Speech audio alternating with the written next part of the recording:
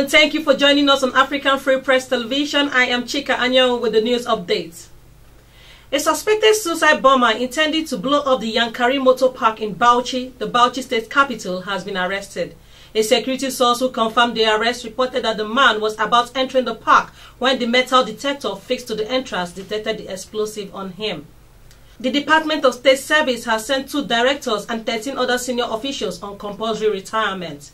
A signal from the leadership of service issued on Wednesday night also named the former DSS spokesperson, Marilyn Oga, a deputy director, as one of those affected by the developments.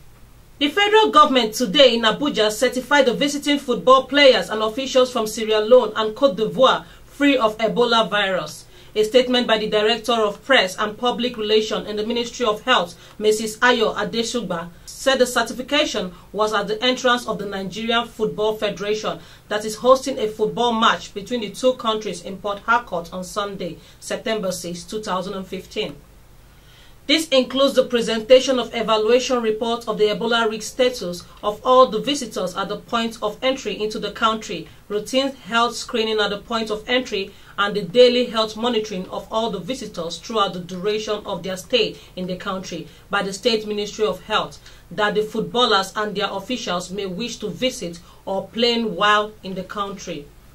The National Drug Law Enforcement Agency, Bauchi State Command, has arrested 170 persons for drug trafficking related offences and seized over 300 kilograms of illegal drugs. The commander of the NDLEA in Bauchi State, Mr. Ibrahim Abdul, who disclosed this to journalists on Thursday in an interview in Bauchi, said this was achieved between January and August this year.